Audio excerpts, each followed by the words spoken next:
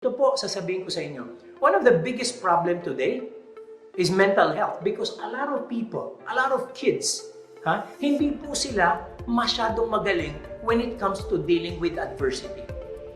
Ano po ibig sabihin nun? Pag nagkakaroon ng dagok sa buhay, hindi kagad nila kinakaya dahil karamihan sa atin, when they were growing up, we cautioned them too much. Ang nangyari po, masyado tayong nagbibigay ng alalay, masyado tayong nagbibigay ng ayuda, very, very positive ang ating sinasabi sa kanila, no matter what's happening. There's nothing wrong with that. But when they experience failure, how do they see it?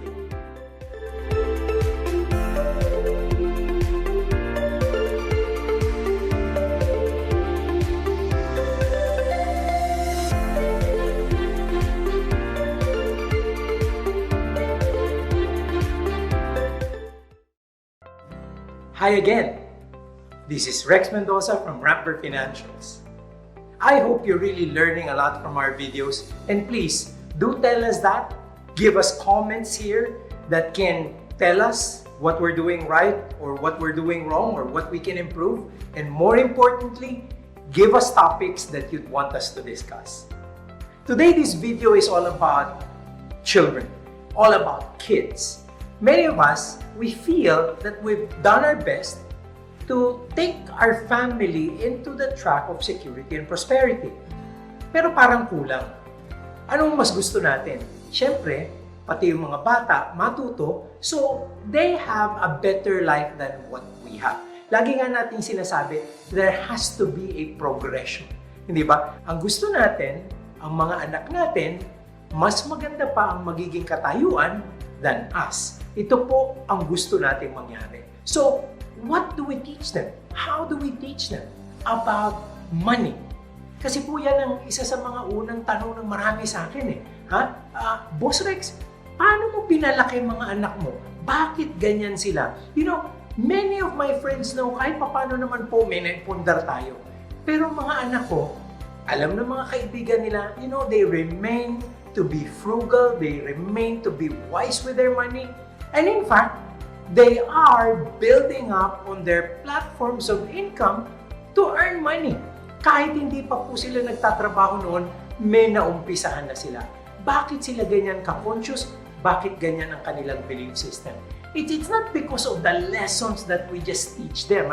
Kasi ang akala ng marami, para bang laging sineseminar ang mga bata. You know, most of them will probably be absorptive. Sa iba, gusto nilang isipin na, you know, ma-appreciate nila yon. Yung iba naman parang kukontrahin yon. So, ang importante po dito, mga kaibigan, maisip natin, lessons ba agad or value formation muna? Yan. Ito po ang focus ng video ngayon kasi ang uumpisahan ko, values muna. Siguro po itong lessons, napakarami nito, napakahaba nito, isasantabi muna natin yan. Bakit?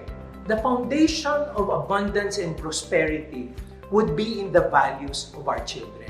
Kung ano po ang nasa isip nila, kung anong kanilang belief system, yan po ang magdadala.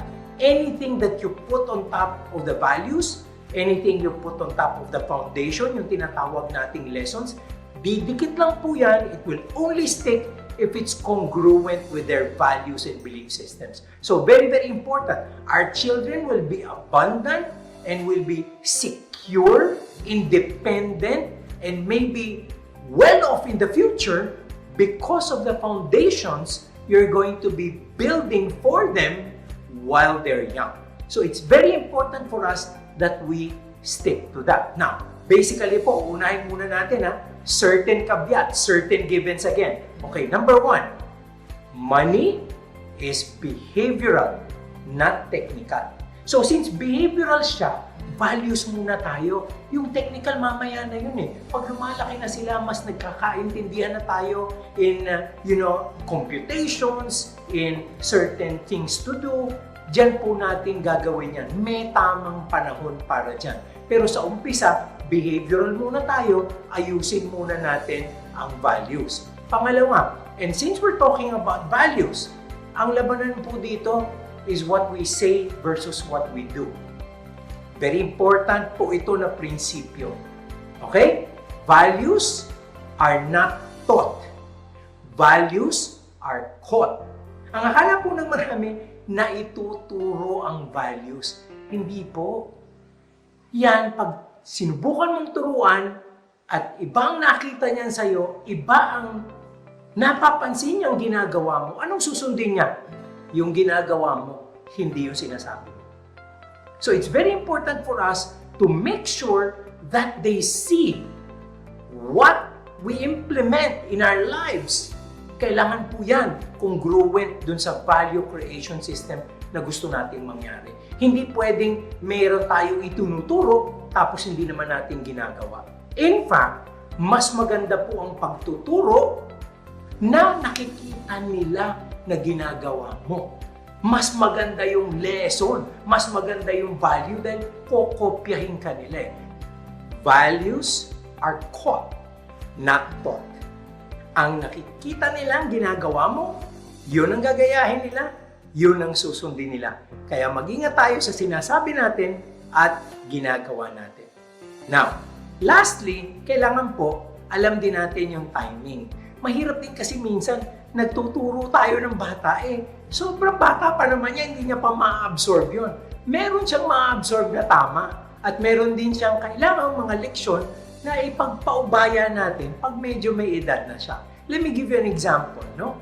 Kasi po, decision making para sa mga bata, parang hindi pa naaangkop kung pag sobrang liit pa nila, no? And that's the reason why nagtataka yung mga kaibigan ko. In fact, natawag po sa school ang anak ko at tinanong, magkanong allowance niya?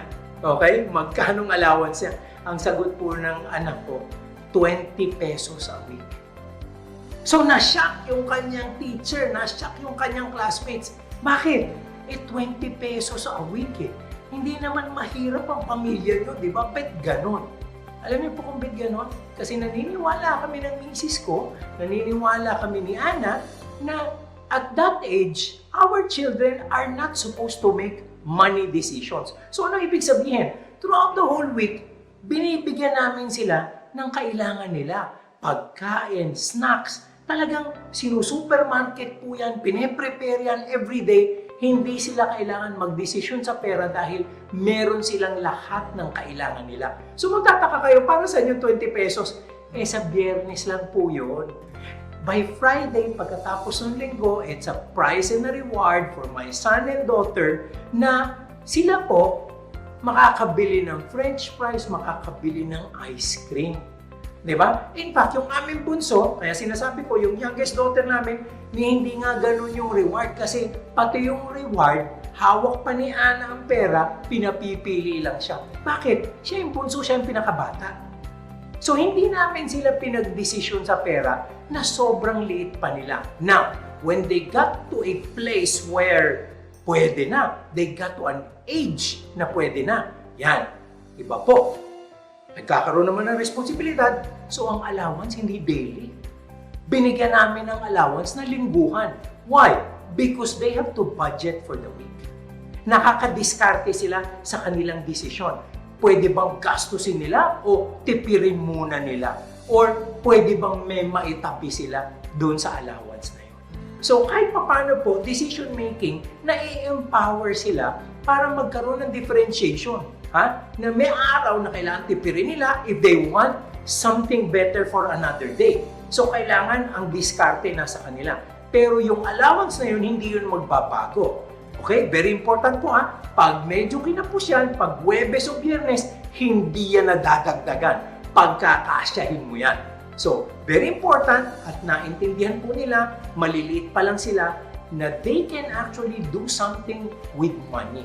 Okay? So, that being said, ano na ito ngayong mga values na pinag-uusapan natin? First, value, very important, the value of money itself. Di ba? Lagi pong nakikita natin ito sa mga libro, sa mga ibang tao, sinasabi nila, kailangan turuan natin ng mga bata that money doesn't grow on trees. Totoo naman, di ba? Money is earned. So, kailangan po, bata pa lang sila, alam nila na ang pera, hindi yan basta-basta binibigay. Pinaghirapan yan. So, when they were little, we wanted them to understand that mommy and daddy work for money. Hindi yan basta-basta pwedeng lustayin lang. Okay? Very important, money is worked for. Kaya bata pa sila, binibigyan namin sila ng chores kung gusto nilang magkapera. China-challenge namin sila to do certain things, and if they do certain things for us, we will actually give them money. So they also started very young working for their money. Very important po yun. Okay? And the function that follows that is also important. That money, if you don't spend it, earns more money. Ayan, napakaganda pong paniniwala nito, napakaganda pong prinsipyo nito. The principle of delayed gratification. Pag hindi mo siya ginasta, pwede siyang lumago. Ano ibig sabihin? Pag tinipid mo yung sarili mo ngayon, mas meron kang maa-anticipate na mas malaking bagay sa darating na panahon. So pag naitabi mo yung pera, kikita siya, mas marami kang pera later. So kung may mabibili kang isang bagay ngayon, baka dalawang bagay ang mabili mo kung maghihintay ka ng konti. So nagkakaroon ng tinatawag na delayed gratification. Kaya po, alam nyo, natatandaan ko, isa pa kong sample, natatandaan ko, pinatawag ang aking anak. Pinatawag ng teacher dahil yung kanya pong assignment, okay, computer class, meron siyang pie na saan mo ginagastos ang baon mo. So, meron pong transportation, meron pong food, meron pong entertainment and movies, di ba? Ang dami po ng mga kaklase niya, ganon. Alam niyo ba, ang sinubmit ng daughter ko, isang pie, isa lang ang kulay, nakalagay doon, food lang. Di ba? Parang nakakatuwa. Paano nangyari yun? Wala ka ng ibang pera. Alam niyo ang sagot ng anak ko dun sa teacher, Ma'am, the money na binibigay ng daddy ko talagang pang food lang eh. Kasi yung para sa ibang bagay, saka na lang niya ako binibigyan, hindi niya binibigay sa akin yon. And it's very, very important na yung binibigay niya, tama lang. Kasi tinanong siya ng teacher, Baby, bakit wala kang savings? Bakit puro food inuubos mo? Kasi ma'am, ang binigay ng pera ng parents ko, yung eksakto para dun. Kasi yung savings ko nakalagay na sa mutual fund. You know, this is a grade 5 student talking. Grade 5 student talking, meron ng investment sa mutual fund. Di ba na-shock yung teacher? Di ba na-shock yung teacher na ito palang allowance na binigay sa kanya, tama lang for this because yung pinag-uusapang savings naiiwan pa rin sa akin kasi ini-invest niya sa mutual fund. You know, at a very, very early age, kinakausap namin yung mga bata in terminologies they will understand. Bigyan ko kayo ng example. Ang explanation ko kay Bibi ng mutual fund, parang nagbe-bake tayo ng pie. Hindi ba? Parang nagbe-bake tayo ng pie. Isipin mo, yung apple, yung mango, masarap yan pag magagaling ang paghalo niyan. At magaling din ang naghalo. There's a baker who puts magic in a recipe so that the pie is going to taste good, so that the pie is going to perform. Ganyan din ang fund manager, hindi ba? Yung fund manager, pipili siya ng mga instrumento, pinagsama-sama niya sa isang fund para mas kumita ka. Because bata ka pa eh. Hindi mo kaya yung ginagawa ng fund manager. Alam nyo, na-shock yung teacher, pinatawag din ako. Nakakatuwa po, pinatawag ako at sinabi sa akin, Mr. Mendoza, can you give this baking presentation to our children here in our grade 5 section A na parang nakakatuwa nung in-explain ni PB. Kahit ako na-amaze ako, sabi ng teacher niya na mutual funds at grade 5 na-appreciate na ng bata because it's not fund management, it's not money management, it's baking. So, nakakatuwa po. But delayed gratification will give you rewards. And they all know that. And now we go to the second value, di ba? Usapan natin the value of money, of which delayed gratification is part of. Ito na po yung susunod. Needs and wants. It's the appreciation of what necessities are and what luxuries are. Dapat po alam ng mga bata yan because at a very early age, alam na nila kung ano ang titipirin namin at kung ano ang hindi namin pipigilan. Necessities are necessities. The essentials of life we will give them. We will not scrimp on them. They know that.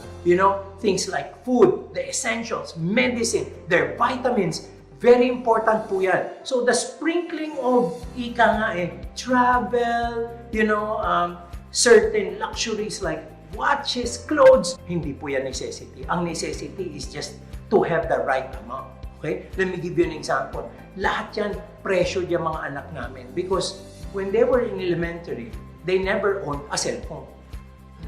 Wow! They never owned a cellphone. Bakit? At that time, hindi yan necessity. Bata ka pa eh.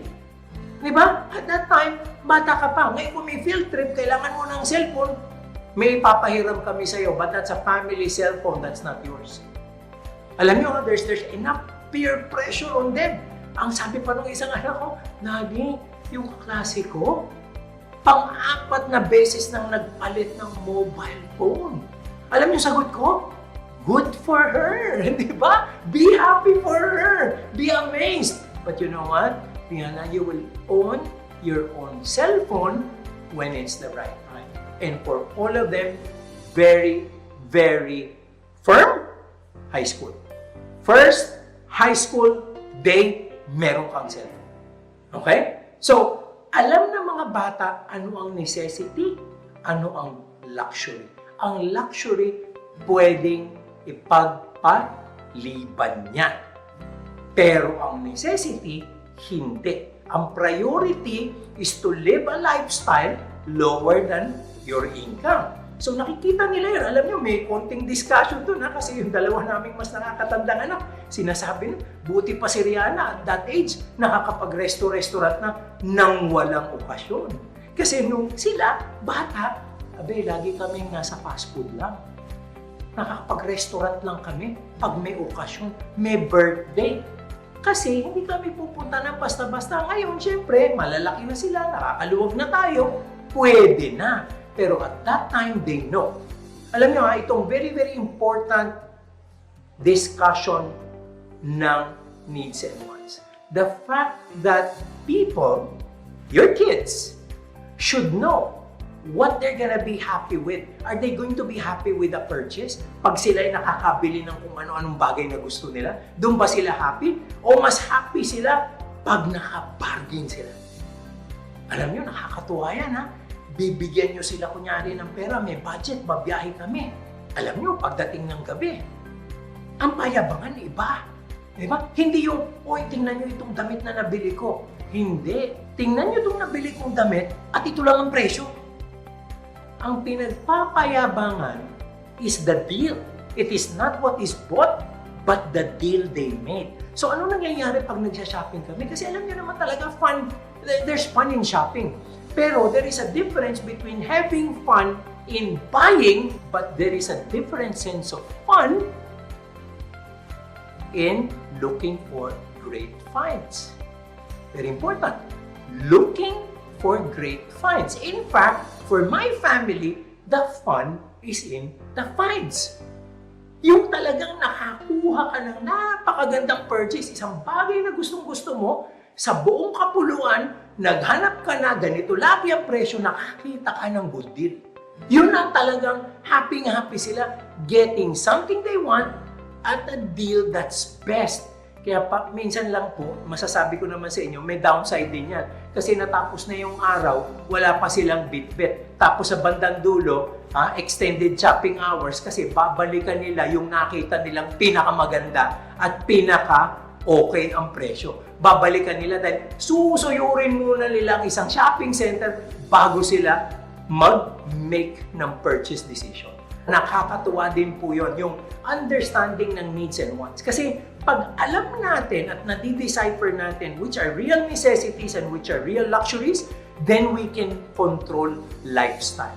Then we can keep lifestyle lower than our income. And when that happens, we are in control and we always have something of an excess to be able to invest.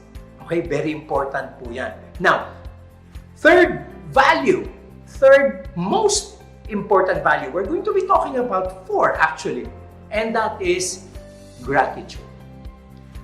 Gratitude or the feeling of thankfulness. Very important po sa mga bata yan. Sa paglaki nila, akala ng marami hindi ito konektado sa pera. No.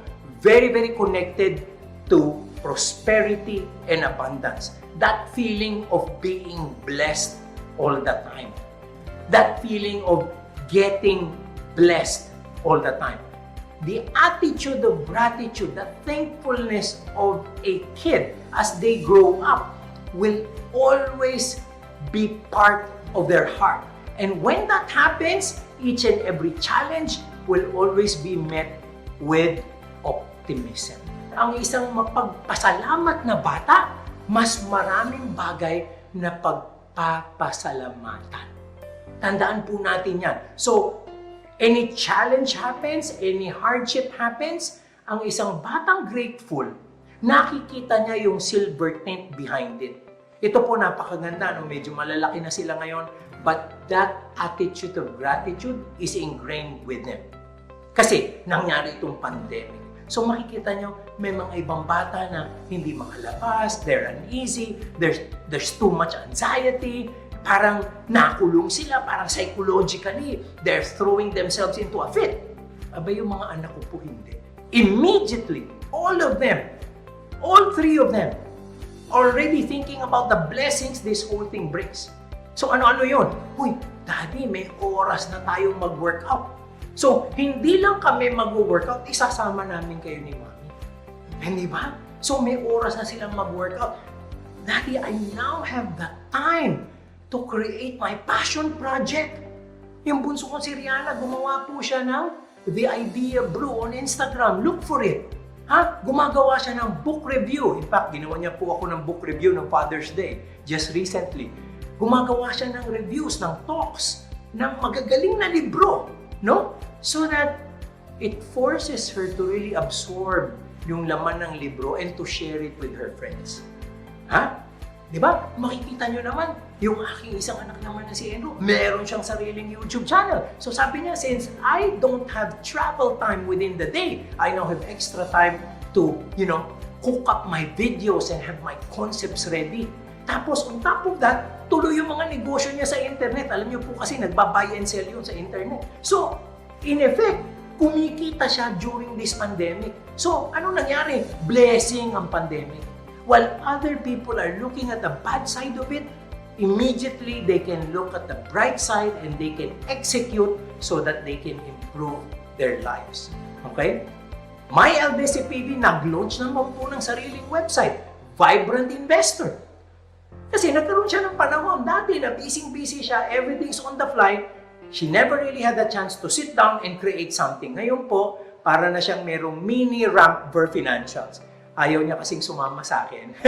So, meron siya ngayong Vibrant Investor, it's a mini Rampver financials, all products din across the board, pero daw kayo, karamihan nun connected din sa Rampver. So, lahat ng mutual funds niya sa amin din galing. But what's she doing? She's creating her own web. She's creating her own network. Para sabi niya, Dad, kasi yung mga kliyente ko, yung mga kaibigan ko, mga bata kami, kailangan the way I will have to communicate with them is going to be totally different from the way you communicate with them. So ano nangyayari?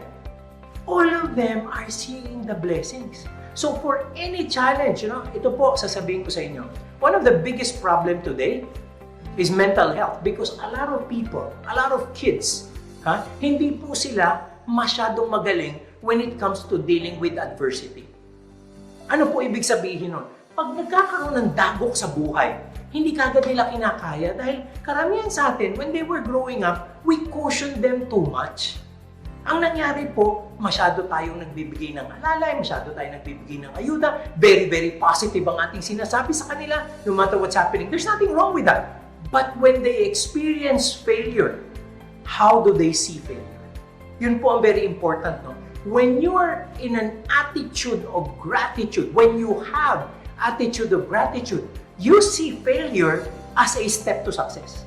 Iba po ang tingin nyo sa failure. Ang failure, kasama sa lessons yan. Kasi grateful ka eh. You're going to be grateful not only for your triumphs and victories, you're also going to be grateful for your failures. In which case, resilient sila. Ang mga anak ko po, kanya-kanyang failures din yan. Kanya-kanyang failures din yan. At importante sa kanila, matutunan nila yung lesson behind the failure. And I like them to do that so that when they grow up, when they really start in the real world, what will they do? They will be more resilient. They will be more solid inside. Okay? Last value po, and I think not the least, of course, is generosity. Generosity. If we are generous, the flow of abundance continues. We have to teach our children to give. To the less fortunate, to people special in their life, and they will have to know that there is such a thing as a money flow. Pag ang flow po maganda at tuloy-tuloy, doon papasok ang totoong feeling ng security, prosperity, and abundance. Pag pinipigil mo ang flow, mas maganit po ang pagkita, mas maganit ang negosyo, mas maganit ang flow ng pera. So what is important for children to know? That they should help, that they should give to others. Ang lagi pong lesson ito, very important, we can never outgive God. We can never outgive God. So if we give more to others, there would be blessings that will pass through us some more so that we will have more reason to give others. Yan po, hindi ko sasabihin saan manggagaling, hindi ko yan sasabihin kung sino magbibigay, basta may darating po. Siguradong-sigurado po yan, may darating. And that is the rule of the universe that we will have to have so much faith on. That when we help, that when we are generous, that when we give, everything will go back. Not in percentages, but in multiples.